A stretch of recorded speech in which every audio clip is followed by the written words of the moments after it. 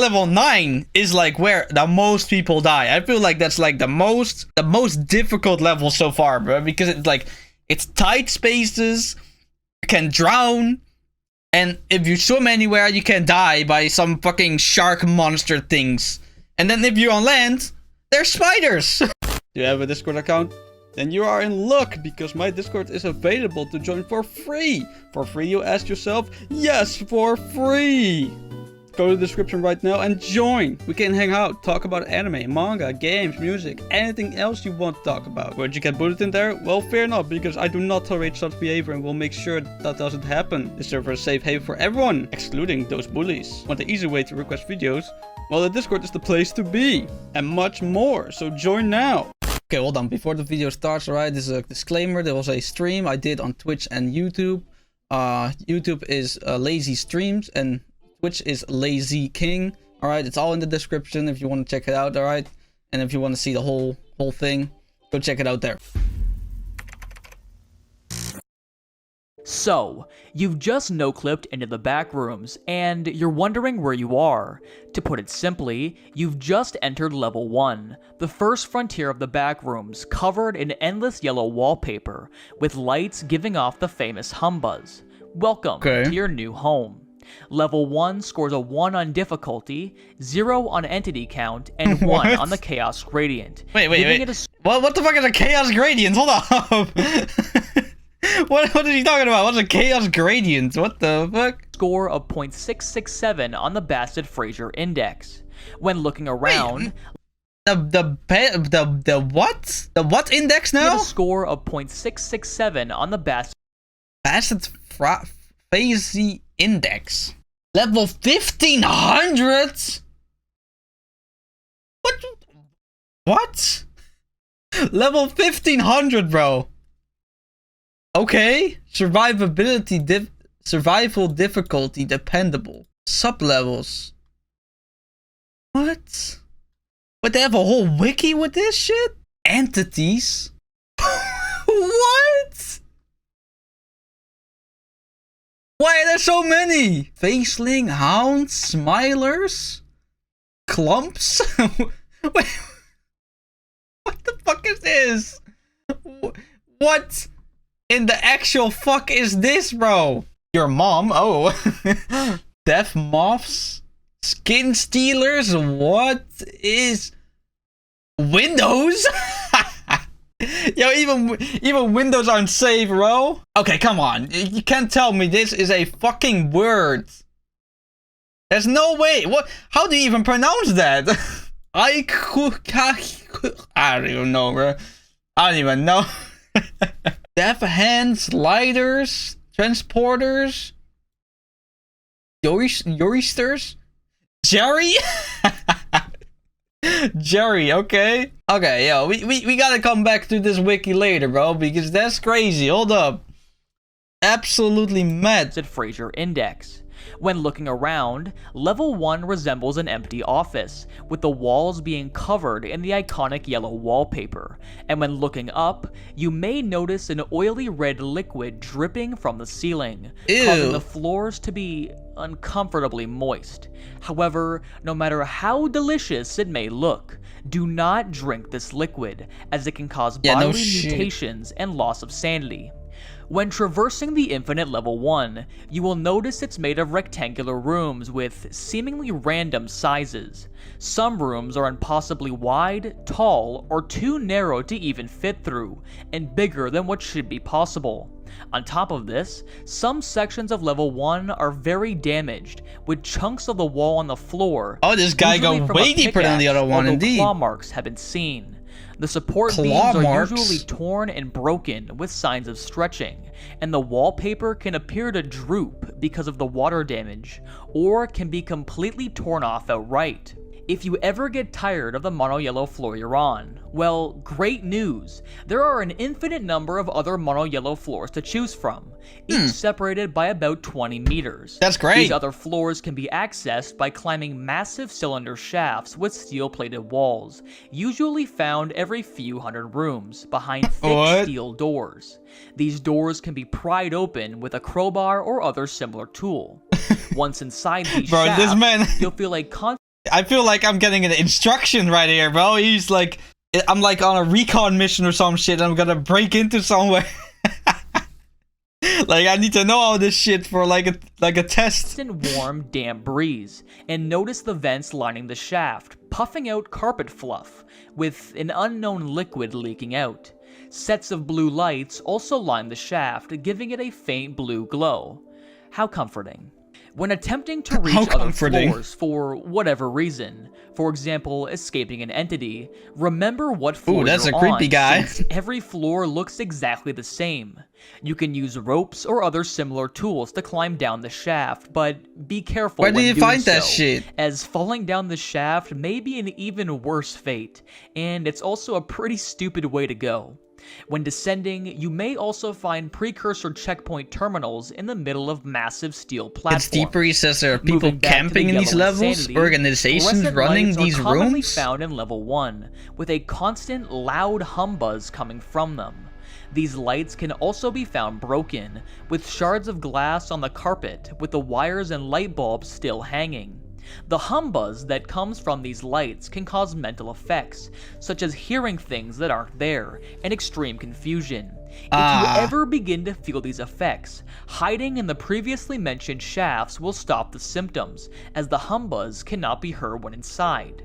An important thing to note is that inside level 1, objects don't appear very often, which can lead to dehydration and starvation, so it's very important to pack supplies when going into it. However, in your case, you've— What you mean, pack supplies? I didn't choose to be here, bro. Come on. just no-clipped in, so best of luck to you. Yeah, exactly. Dead bodies also disappear from where they I'm just died, gonna and it's keep unknown food where to and go. bottles at me all the time now. Despite all of this terror and gruesomeness, many colonies claim level 1 as their home, starting off with the UNCB, or the United Nations and Colonies of the Backrooms Outpost Cockney, with a population of around 100 people, which is a collection of doored-off rooms to prevent accidental entry.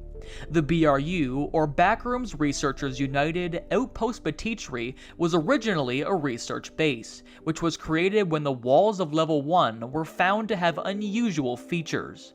After the experiments finished, it became a residential outpost, now having over 150 residents. Let's get deeper the JRC, and deeper. Or Jade Razor Clan Outpost Takashiri was only created because any member of the UNCB had to have an outpost. Why are all these people here, bro? It has a small population. What, did they think this is a vacation place or some shit? One important member of the outpost. Never more, never less.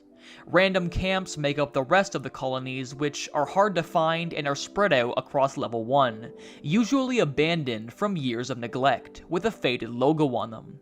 The other active camps are run by people who live on level 1, although they are private property and are better left ignored. If for any reason you want to get to level 1, you need to no-clip from baseline reality. Other than that, you can enter through level 1 sublevels. However, this is by no means an invitation to try it. This is just for educational purposes. And if you would like to leave, yeah, don't worry, I'm just gonna clip through reality right now. A special staircase, or by going into one of level 1's sublevels. Congratulations, you've made it past level 1 and you're now trapped inside level 2. I don't know where he gets all this Sadly, information. So specific.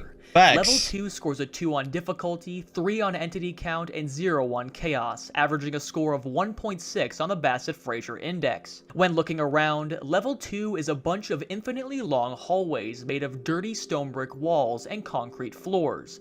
These hallways are connected by even shorter hallways with no ceiling. I mean, he's dedicated. Maybe he studied the whole wiki. Who knows? Some of the walls in level 2 can appear cracked or broken, be made of cinder blocks, have caulk in them, and similarly to level 1, can have an oily red liquid leaking out.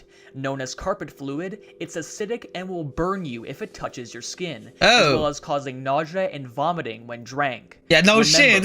Do not drink this liquid. It is not delicious. Moving on, level 2's floors can rarely be carpeted with a similar carpet used in level 1, and large amounts of stone dust cover most things in the level, which if disturbed will fill the air and cause breathing problems for anyone in the area.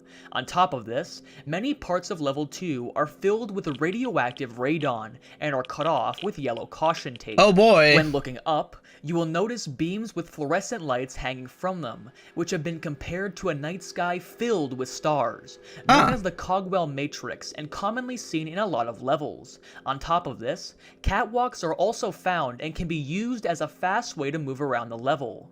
That is, if you can even get to them, as they are not connected to the ground. If you somehow manage to get on the catwalks, you should be careful, as they have much more entities on them when compared to walking on the floor of level 2. Oh boy. There also might be hidden riches inside the level, as it was found that the hallways I was more curve over confused long before it distances, started. which means the level Okay. is a circle and has a center. This center has been rumored to have a massive amount of supplies that never runs out. Oh, that's However, amazing. No one has ever seen it. Then although how can the you DRU claim and that? DEA are currently trying to find it by using the catwalks. Speaking of groups, a few big ones reside on level 2, starting off with the CGS, or Cult of the Golden Sword, Outpost Colby, a group of around Who thinks 50 of these treasure-hunting names? citizens on a quest for And riches, why are you made here? because of the rule that any UNCB group has to have an outpost. A much more threatening group on level 2 is the Liberated in Outpost Acuros, a big political group of over 200 members that holds the high-ranking officials of the Liberated, with the base being heavily guarded. Assorted camps make up the rest. Guarded? Where do you get the guns? Also, if you got guns, why don't you murder every entity on the level so people, you know, can live? Why does... Oh my god, bro. Oh my god, this shit is insane. Being scattered around the level. Oh my god, Although this a massive video is abandoned 41 camp minutes! exists, being blocked by a huge cloud of radioactive radon. To enter level 2, you can take a special staircase from level 1, marked with the words basement or below ground floor. Doors with a down arrow on them in level 1 can also lead to level 2, and any of level 2's sub-levels can lead back to it. If you'd like to continue forward, you need to find hatches that go even further down into level 3. Besides that, level 2's sub-levels are the only other exit. Welcome to the infinite underground tunnels of level 3. Let's see if you survive and dive right in. Level 3 scores a 3 on difficulty, 2 on entity count, and 1 on chaos, averaging to 2 on the Bassett-Fraser Index. Level 3 is an infinite collection of service tunnels located You know what bothers me? He never says which entities are, you know, on the floors. Right? How am I supposed to prepare for the entities if I don't know who? What?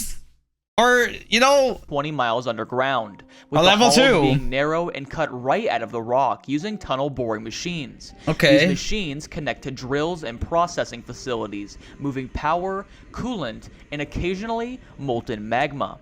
The level goes up forever, but only so far downwards, although the machines are constantly making the level deeper as time goes on. Who is operating these machines? Can also be found. Who is getting paid for that? Too. However, it's advised to not open 2 doors at the same time, as it can cause a huge amount of wind, with the area between 2 doors being filled with a deadly fungus. Level 3 is also filled with pipes moving various liquids, although it's usually an anomalous coolant that keeps the tunnels at safe temperatures, as without it, the tunnels would be boiling hot. It's also advised not to touch the pipes for pretty obvious reasons. On top of this, it's advised not to touch the rock, as it's under extreme pressure, and if disturbed could send boiling hot fragments flying at fast speeds in all directions. What? On top of this, the temperature difference between the walls and pipes can create dangerous weather, such as dust storms strong enough to throw people around. It's also highly advised... Okay. Okay, what? Also thunderstorms because of the colliding with the different temperatures? What? This is crazy, bro. Supplies from earlier levels, since none can be found here. Due to the dangers of this level, no communities are set up. Wait, that makes no sense. Like there are people operating these fucking gigantic fucking, you know, drills. How are they gonna eat? You know, how are they gonna sleep? And have other, you know, human necessities, right? Like, Or are they like controlled with drones? Also, why are they operating the machines? That's oh my god, that's so odd, bro. Unless they just drill by themselves. If you'd like to enter, you need to go down hatches found in level 2. Yes. And any of level 3 sub-levels lead back to it. Oh to boy. continue forward, going through a service door with the drill shafts will lead to level 4. The only other exits are level 3 sub-levels. Alright, level 4. Oof, this one's a doozy. Level 4 scores a 5 on difficulty, a 1 on entity count, and 5 on chaos, averaging to 3.6 on the Bassett-Fraser Index. Level 4 is a series of maintenance corridors made of concrete, with ceilings lined with fluorescent lights. These corridors are filled with highly dangerous electric and fire hazards, such as large pools of water that are electrified, and exposed wires without insulation. Offices can also be found throughout level 4 that contain highly valuable food and electronics. A whole turkey, bro! These offices are found rarely and are usually traps. Overall, exploring this level is not advised and can lead to death. However, I would advise like the other like the others didn't. Level 4's purpose is as the source of all power to the Backrooms, and is extremely important to the Backrooms' existence, with the level defending itself at all costs in a variety of different ways, such as exploding transformers, electrical arcing, and lights failing at critical moments. The level is filled with wiring that gives power to the entire Backrooms through entangled batteries, with the power grid being organized like a typical power grid, and receiving power from electrical stations, although this is where it gets unusual. These electrical stations get their power from bigger and bigger stations, like a fractal that just keeps growing forever. Superstations get their power from megastations, and so it's basically infinite energy. It's also theorized that by taking out a large enough station, you can make entire levels lose power. Why would you do that? They're able to exist in level 4 due to its dangers. Best of luck, you will certainly need it. You can enter through service doors in level 3, or by taking an elevator in level 13. Level 4 sub-levels also lead back to it. To continue forward, you have to stay inside one of level 4's offices for around 24 hours, after which you'll be taken to level 5. The only other exits are level 4 sub-levels. Level 5. Let's dive right in. Level 5 scores a 1 on difficulty, 0 on entity count, and 3 on chaos, averaging to 1.3 on the Bassett-Fraser Index. Oh, this is gonna be easy then. Level 5 is an infinite empty office in a constant thunderstorm. All the lights are off, with the only light coming from the windows present in every room, which should be impossible, and is one of the many unusual features of Level 5. Other examples are hallways that cross without intersecting, and rooms that share the same space. On top of this, rooms are commonly flooded, however unusually can't flood other rooms, and Level 5 changes seasons every 10 years, and is expected to change seasons in 7 years. The outside of Level 5 is an infinite void only containing the constant thunderstorm, and both the clouds and rain of the thunderstorm are made of almond water, which makes almond water very easy to obtain inside Almond water? What the fuck is that? Opening up a window. The storm itself is the main danger of Level 5, as it can become violent and destroy entire rooms. Opening a door to one of these rooms will reveal a torn-off section of the building and expose the inside to the violent storms, so don't do that. It's also worth noting that destroyed rooms do regenerate, however it takes several days to complete. Level 5 is devoid of entities, which makes it easy to explore, and typical office supplies, decorations, and machines can also be found, making it a good source of supplies. Obviously, due to the safety of Level 5, many colonies reside on it, starting with the UNCB outpost Hartkirch, which serves as a resting point for wanderers before entering the Gauntlet that is levels 6 through 9, and has a population of around 200 people, since some wanderers just choose to stay on Level 5. The Liberated are back again in Outpost Monorush, which was established to expand the group's reach since Level 5 is a common resting point, and since establishment, the Liberated have seen a massive increase in new citizens. Assorted camps make up the rest and are easy to find and also often abandoned. To enter Level 5, you can stay in Level 4's offices for 24 hours, or by going through Level 5's sublevels. To exit, you can go through a fancy hotel door to enter level 6, or through level 5 boy. sublevels. Level 6, the Oriental Hotel. Let's take a look, shall we? That looks Level nice. 6 scores a 4 on difficulty, 0 on entity count, and 1 on chaos, averaging to 1.667 on Why so the difficult? Bassett-Fraser Index. Level 6 is a finite hotel in the Oriental style, and no matter what, you will always enter level 6 alone, even if you enter with a group. Meals will appear in the dining area in the morning, noon, and evening, along with beds remaking themselves, and music playing in the ballroom, which when listened to for long periods of time will cause memory loss. Level 6 also has strange effects on objects, with modern technology being impossible to use, and drinking almond water will cause hallucinations and temporary paranoia. So it's recommended to get through level 6 without objects. However, despite having no entities, a tall cephalopod-like being is seen in paintings, vases, stained glass, etc. And when not looked at, these objects will change to show the beast closer to your location. If the beast is depicted in the same room you're in, you'll have a strong feeling of being watched and a powerful urge to run away. The beast is commonly depicted around the boiler room, guarding the exit to the level. On top of this, level 6 drives wanderers insane through isolation and pure terror, and has detrimental effects on sanity. Level 6 is broken up into 4 different areas, starting with the lobby, which contains mostly empty hotel rooms with mild decoration and furniture, with strange objects from the 1920s through 40s in the closets. The beast is not common here, and 2 elevator doors can be found. However, the doors are melted together, making them unusable. Oh boy. The diner is a large room even in a that different dimension. Tables, a salad elevators bar, don't work. Table like always. That changes food 3 times a day, as stated previously. That's crazy the though. The ballroom is a large room at the end of the hallway that has 24 headless mannequins that give an eerie sense of being watched. Yeah, no shit. 1940s ballroom music is always playing that causes mental deterioration and permanent memory loss if listened to for a long time. Okay. And finally, the boiler room is an infinite area outside the hotel filled with pipes, vents, and boilers, obviously. Why would you go there? Cramped passages with low-hanging pipes, with the floor being iron grating, and the only light coming from the fire in the boilers. Water leaks from the ceiling causes steam to rise that can cause injury, so staying in the boiler room for long times is not recommended. Since you can only find yourself in level 6, colonies are impossible to form. To enter, you can go through fancy hotel doors in level 5 or one of level 6's sublevels. To exit, you can go through shadows in the boiler room that lead to level 7, with the only other exits being level 6's sublevels.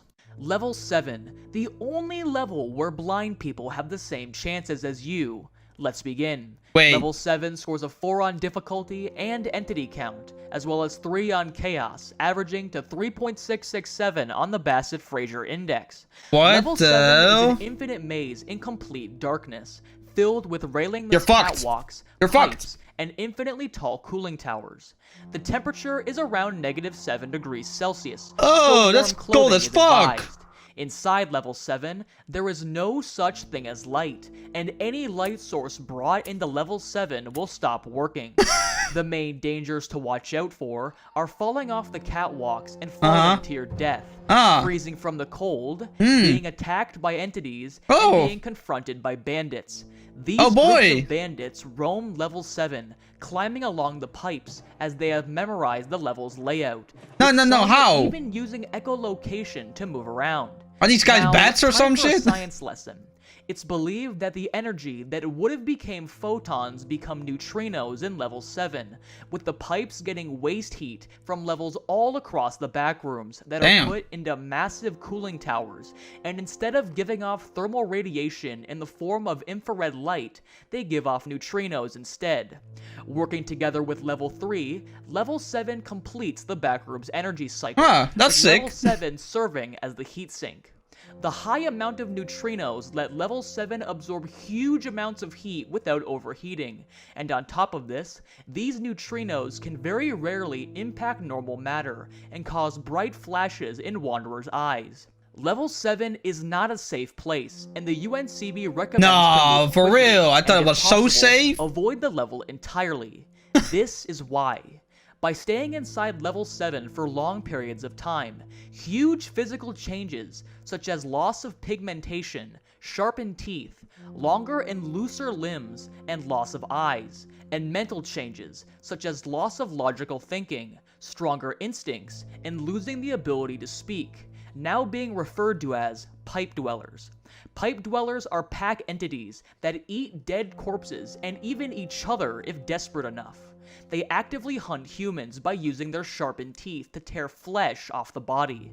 They can be killed in the same way as a normal human can, but if you kill one, more will likely follow. How are you gonna aim? No community can be found here due to the dangers and effects. You can enter level 7 through shadows in the boiler room of level 6, or any of level 7's sublevels. Why would you go to level 7? You can exit through the center of a cooling tower to end up in the water of level 8. Or, by going through an open pipe, you'll end up in one of the buildings in level 8. The only other exits are level 7 sublevels. Level 8, the Flooded City. Let's literally dive right in. Level 8 scores a 3 on difficulty, 4 on entity count, and 0 on chaos, averaging to 2.334 on the Bassett-Fraser Index. Level 8 is an underwater Soviet town from the 1960s, with buildings made of pure concrete with no windows, and in the brutalist style. I mean, that's good though. Windows are dangerous. It's possible to live on the upper floors, since floors 3 and above are completely dry, although floor 2 is flooded to about knee depth, and floor 1 is completely flooded, with these buildings rarely having exits to level 9. Wait. So what if you get into floor 1? You're just gonna drown. You're just gonna straight up drown. Through many buildings to try and find an exit. The water is salt water and is the bottom of an ocean. With various fish and other deep sea life. Hydrothermal vents can also be found that provide heat and light, although should be avoided as they release irritating chemicals and are extremely hot. On top of this, the ocean is infinitely deep with no surface that never changes pressure, and above 30 feet from the seafloor, the pressure becomes stable, making buoyancy stop working, and going more than 30 feet up from the seafloor impossible. A dangerous hive species known as the skule roam level 8, laying still with only their jaws above the ocean floor. Hey, it's the first one he mentions the entity. Swims above them, which will cause the skule to circle the prey and strip its flesh in mere seconds. These skule are divided into 3 categories, one with a spade-like lower jaw made for stripping flesh from the bone, one with a traditional mouth made for tearing chunks of flesh, and one with a mouth similar to a sawtooth shark, made for grinding flesh into bits.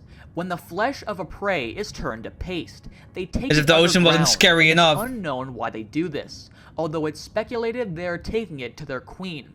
Remember, keep an eye out and avoid all patches of seafloor with odd, toothy protrusions at all costs, but do keep an eye out to make sure that you're subscribed.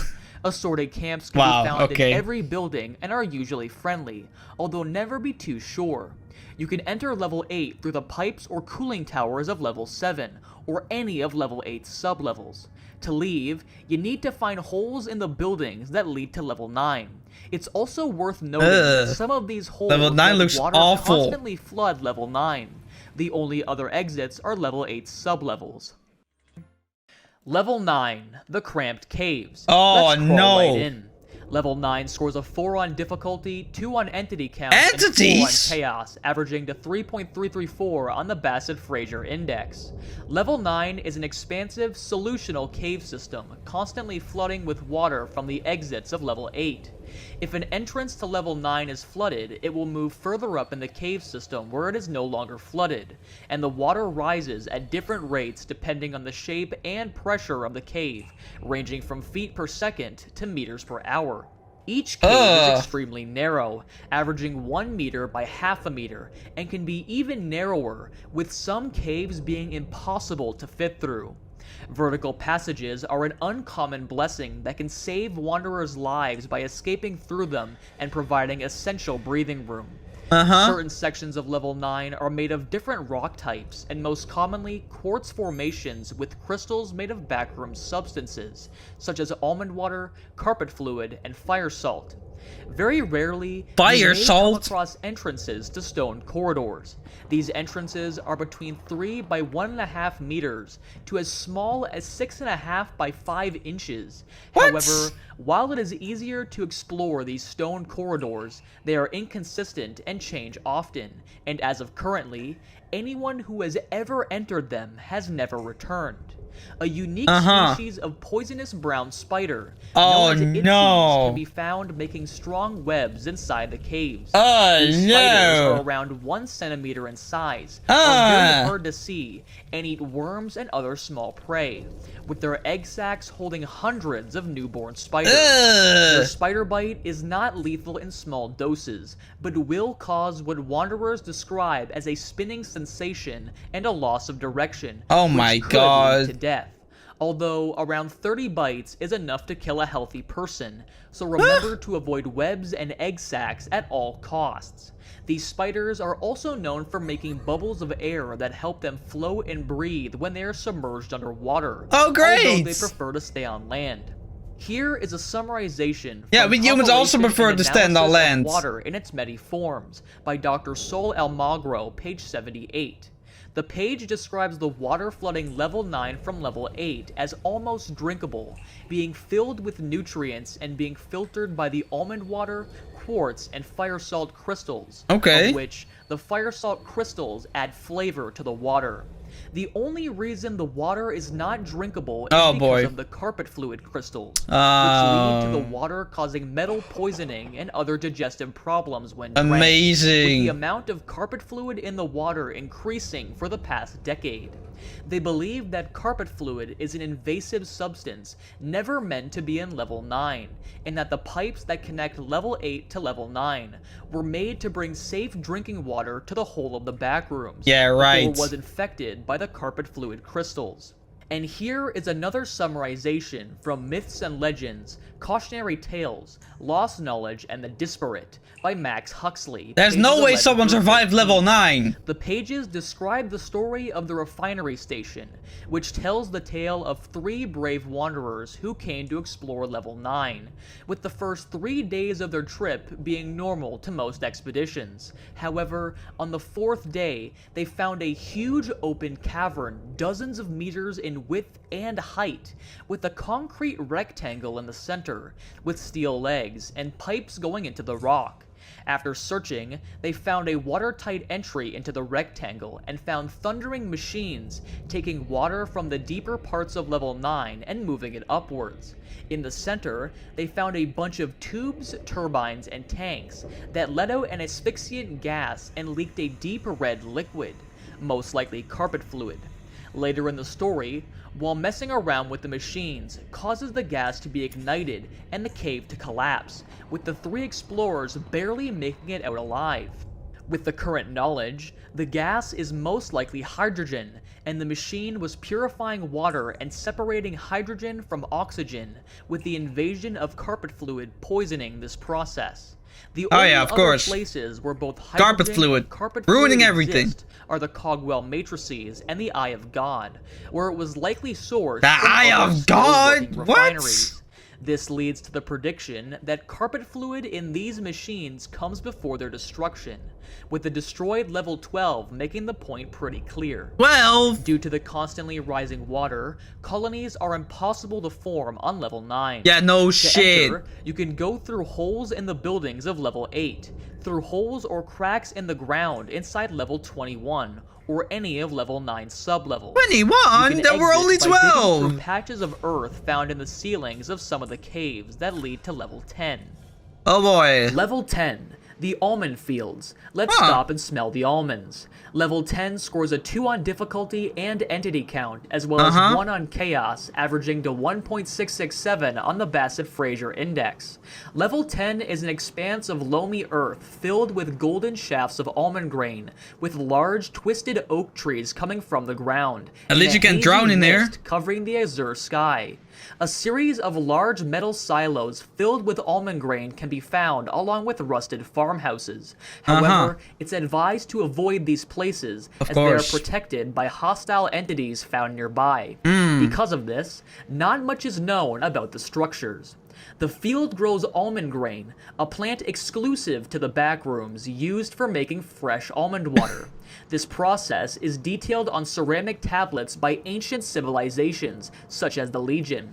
The process starts with almond grain being ground up and then mixed for a few minutes in large vats of fresh water in order to become fresh almond water. Many merchants became rich due to the profitable almond water trade, with the process being done by cheap slave labor. No. There's no way you can have a trade. Like, who's gonna pay for it? Oh my god, bro. What do you even trade with? Like, supplies? Or can be money, because that's worthless here. Trade, with the process being done by cheap slave labor, as gallons of almond water could be traded for raw materials. However, that's why. This industry is also dangerous, as the almond grains follow a strict growth cycle, blooming in the summer and seeding in the fall. During the spring season, the grain lets out a hallucinogenic pollen that causes wanderers to wander aimlessly before collapsing in the fields. Amazing. With the dead eventually decomposing into the ground. Now, if you do come across a body with a thin layer of pollen lining the flesh, don't be alarmed, as many of these so-called corpses are actually living people in a comatose state. If they are taken away from the fields and treated, they can be cured. However, will have permanent mental changes, such as increased hostility, aversion to light, and a strange urge to, quote, maintain the backrooms and subscribe to the channel. Hold up. Okay, yo, that's actually really interesting. There is a psychological part in your brain after being, like, what, exposed to those pollen to maintain the back rooms. That's a crucial fact. Of course, a few colonies reside in level 10, starting with the Harvest, which is a group of reanimated humanoids wearing a scarecrow outfit, and they control large areas of level 10.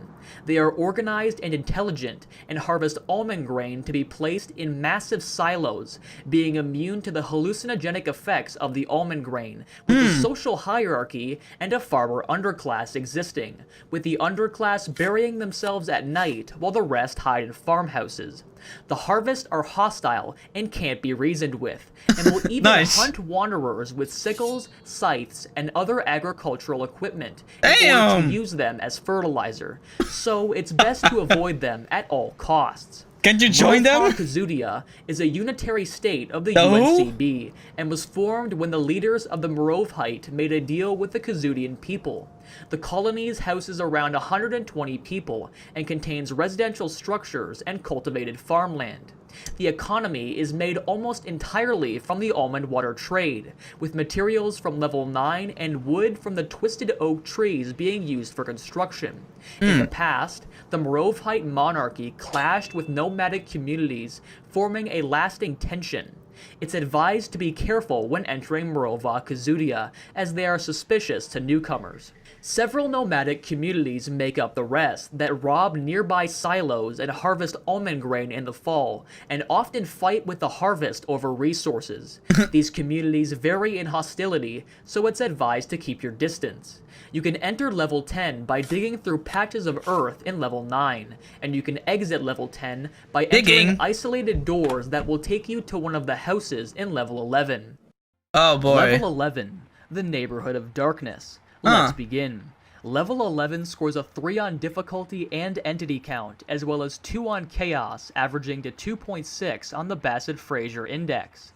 Level 11 is a very large suburban neighborhood composed of 1 to 2 story houses. There is no weather and the level is constantly dark and always at midnight, with the only light source being the rows of street lamps with death moths hovering around Oh, them. amazing. The level is typically quiet, with the sounds of crickets and occasional pitter-patter from the carpet fluid, dripping from a large megastructure, lighting up the sky with fluorescent lights, known as the Cogwell Matrix. Oh boy. Black metallic pipes run across the Cogwell Matrix and are filled with carpet fluid, occasionally bursting open and raining on the houses below. These houses of level 11 also have many strange features, such as the inside being larger than the outside, grass That's convenient. yards as floor instead of wooden floorboards, That's fine. and chandeliers that defy gravity by hanging upwards from the floor. Totally with other fine. strange anomalies in level 11 being stairways that lead to nowhere, Okay. and entire houses floating in the sky. That's pretty cool. When you enter level 11,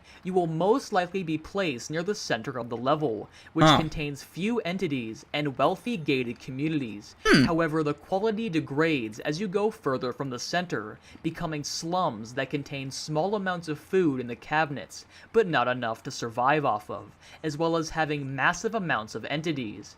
It's worth noting that the center has no food, and inside level 11, you get hungrier faster. On top of this, the only exits are far away from the center, so you can't stay for long in the center or even the slums.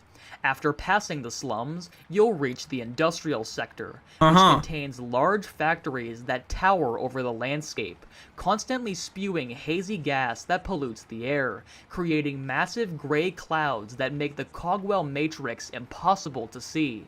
This section will rain down carpet fluid, turned acidic by the sulfuric smoke, so try and cover any exposed skin. The industrial sector is inhabited by a race known as the Elites that will offer you a position at their factories, offering rations as payment. Okay. The conditions are subpar, but it's the only way to sustain yourself. These factories produce unusual objects, with the intention of mass production being unknown. Past the industrial sector is a large expanse of rocky terrain with no structures or life. It stretches for 60,000 miles before being cut off by a massive wall of houses, making further travel impossible. The single colony residing on level 11 is the previously mentioned Bavarian Elites, a group of shadow-like entities inhabiting what they call New Bavaria, operating the facilities and factories that make up the industrial sector, with little information on their operations known, although an ulterior motive is speculated. If you accept their offer and work in their factories for a week, they'll give you chemicals that they claim prevent depression and increase productivity, and after taking them, you'll no longer feel emotion, and only have an urge to work. Observations have shown that after a month of taking the chemical, you'll have become almost machine-like, working without sleep until you die of exhaustion. Yo, this pill. Yo, imagine, man. Like, if you can dose this, like, in a healthy way, it's literally a miracle drug, bro. That's crazy. Only existing to serve the elites. At this point, you are no longer considered human, instead being instances of Entity 12.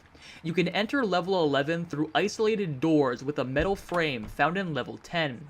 To exit, you can find large frames of metal skyscrapers in between the massive wall and the industrial sector that have a metal door.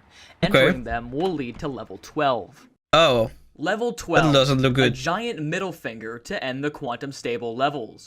Level 12 scores a 5 on every category and will fuck you up faster than you can say, I hate the old wiki. so you better pay attention.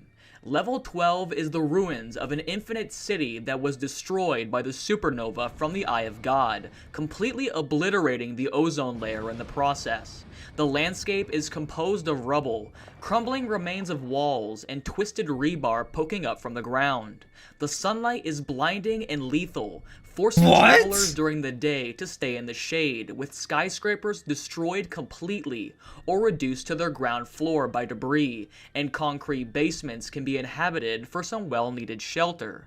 Although these underground structures are still unsafe, so it's advised to stay cautious, Of course. as various entities have been known to hide inside basements and cellars, so search the area before setting up camp.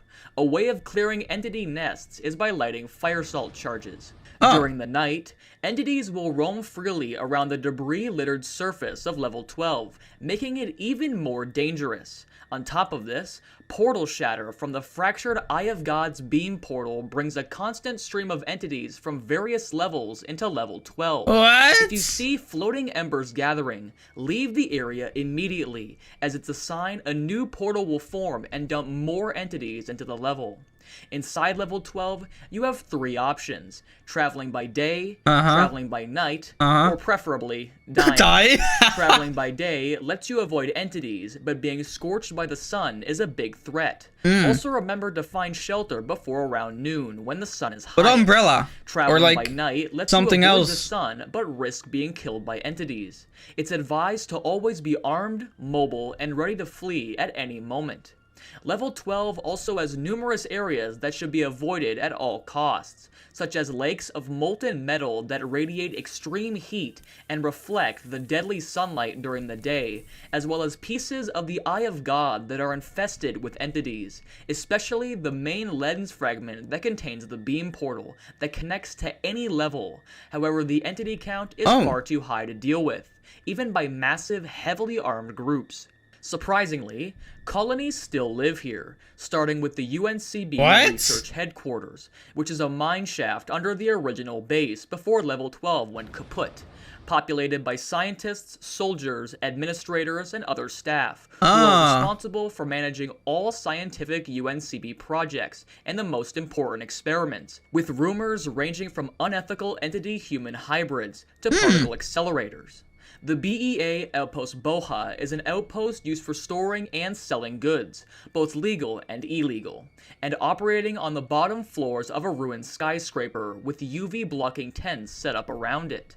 Several JRC mercenaries under contract defend the base from entities, and is most commonly known as the center of the flat gas incident of 06. Post-Supernova Mining Organization Bunker, or PSM-01, is located deep underground, dedicated to extracting steel from the Dyson Sphere remnants, being a dangerous yet profitable endeavor. You can enter level 12 through doors in ruined skyscrapers on the outskirts of level 11, and you can leave by entering the remains of an apartment building that will lead to level 13. Wait, there's another level? Wait, what? Wait, hold up. You're not gonna go level 13? I wanna see level 13 now, hold up. What are the apartments? Level 13. Okay, that's a short one. What's up with 13, bro? Why don't you just Level showcase 13? The apartments. Let's begin. Level 13 scores a 2 on difficulty, 3 on entity count, and 1 on chaos, averaging to 2 that's on the not Bassett bad Fraser considering Index. like level 12 was 13 is a very insane. large, structurally insulated apartment complex with a very large amount of rooms, bigger than the building's exterior. Level 13 has been mapped over time and contains multi-floor. Yeah, that shit was crazy, bro. That last video. And dark But I need to know everything now, bro. I'm invested now. Designed. Level 13 also contains replenishing food and resources, making it a highly contested area, with estimates ranging from a few thousand to over 100,000 people being able to live comfortably on level 13. Able to live. But there is no way that many people survived level 9. Alright? I feel like level 9 is like where the most people die. I feel like that's like the most difficult level so far, bro. Because it's like, it's tight spaces, you can drown, and if you swim anywhere, you can die by some fucking shark monster things. And then if you're on land, They're spiders! However, due to deaths from entities and violent conflict over ownership, it usually only has a few hundred residents at all times. Level 13 can be described as a sort of hub due to its connection to other levels, and when moving between floors, stairs are recommended, since taking elevators will exit the level. This ability to travel between levels can be used and abused, and is one of the many reasons for the frequent conflict, with ownership of level 13 commonly changing, usually by violent means from small groups of militarized raiders. Quote, honestly, 9 times out of 10, these guys are just a bunch of cranked up wackos thirsty for some violence, hungry for a scrap of food. They're gonna take the level, discover just how big it is, figure out that they can't hold it, and tear themselves apart as they realize the only people left to fight is each other. Happens every time. Go to level 14, grab some buddies, wait a few days, and go back and clean it up. Raider shitstains never expect the UNCB boys to come back and take what's ours from the scum of the outskirts. That's just how 13 is. Always will be. From UNCB citizen Viktor Feodosevich.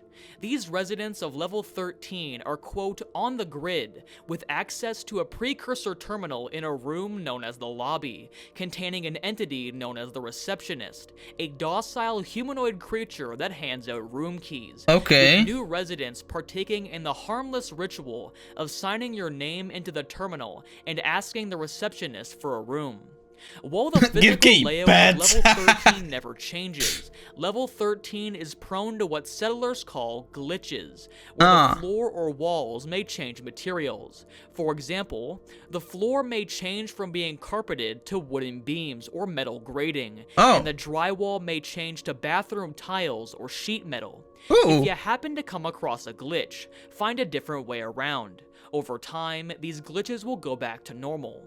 In terms of colonies, level 13 is owned by a UNCB colony with around 55 people. Of course. With other groups in levels 1, 4, 5, and 14 to move people, resources, and supply chains via the elevator systems for trading purposes. You can enter level 13 in 2 ways, entering an apartment in level 12, or going through certain elevators in level 14. You can exit through elevators that can lead to level 14 or level 4, or through a pair of bronze doors in the lobby that will lead to an apartment building in level 12. Oh no, we don't want that. Yo, this is crazy, bro. Alright, level 14. Level 14, bro. The Backrooms, level 14, Boundless Retail. This level scores a 2 on difficulty, 3 on entity count, and 1 on chaos, averaging out to 2 on the Bassett-Fraser Index. Level 14 resembles a neon mall from the 1980s, spread across thousands of miles, with the most important areas of the level being sectioned off into blocks using letters A through Z and numbers to order them. Inside these blocks, entities have been driven off by humans, creating what is known as the Entity Exclusion Zone. You'll find many stores inside the level, filled with supplies and gear. The stores themselves resemble shopping centers, restaurants, and clothing stores. With this looks great so far. The surrounding area for easy navigation. Make sure to exercise caution when exploring the various stores, as they can contain entities and other potential dangers. Oh, never mind. Additionally, there are intersections between blocks with sleek wooden railings and ocean blue tiling, where staff-only doors can be found, which when entered will exit the level. You can also find security buggies found near any escalator to get around easier, and elevators near the lobbies or the bathrooms. Riding these elevators will usually take you to the second floor, but can rarely lead to level 13 or level 4 instead. Let's not do that. The elevator will shutter. The further you go from the central blocks, the more the level will decline in quality. Examples being paint chipping, shattered glass displays, and misplaced equipment. Further on, you'll find yourself surrounded by entities, foliage, and run-down stores still flickering with neon light. More Oh boy. recent observations have found blocks covered in snow on certain Snow? days. Okay. It's unknown where this snow comes from and is hazardous due to large groups of entities and freezing temperatures. When entering level 14, it's suggested you bring almond water, food, and items worth value for trading, as well as secure storage as theft occurs frequently. Bucket's Many back room? valuable resources It's a new can be found creepypasta inside about the level, divided clipping into through the three real categories. world into these weird Supplies, dimensions. which are things such as food, water, and other basic necessities. Items such as flares, weapons, and amenities, and objects, the rarest spoils of the level, found very far from the entity exclusion zone, usually located inside stores guarded by entities. It's advised you spend some time in level 14 to restock on supplies and items before moving on. You can also settle down and set up a shop with the Grand Mercantile Guild, which is a group of the 50 discoverers of level 14 and have set up a basic trading system and are the current governing force, welcoming anyone willing to join. If you would like of course, to start there barely trading, gonna be you must anyone. register with the guild found in Block A and receive a product license. You'll be given equipment and food supplies to begin, with the guild taking 5% of your profit in return, living by the adage, you scratch my back and I'll scratch yours. Okay. The Mercantile is aligned with the UNCB, who frequently trade between their many groups, with the UNCB planning to expand and build an outpost in level 14 in the near future. If trading doesn't sound like the job for you, well, there's another option. The Guild's scouting division contributes to the creation of more communities by scouting areas outside the blocks, deeming them worthy for expansion or not. If you do join, you'll be given rations and supplies, but be prepared to map new areas, fight against entities, and most importantly, run. Level 14 Hey, that's all we've been doing so far anyways. 13 by pressing the up button inside an elevator. Passing through a stone arch in level 15 will lead to an identical one in an abandoned store in level 14. You can exit by pressing the up button in one of the elevators that will take you to either level 13 or level 4. Exiting a store called Midtown will lead to the streets of level 12. Oh, let's not go there. The staff-only doors will lead to level 4 or level 3. No, we're not going there. A stone arch in an abandoned shop will take you to an identical one inside level 15. Oh. But he doesn't have level 15, does he? No, he doesn't.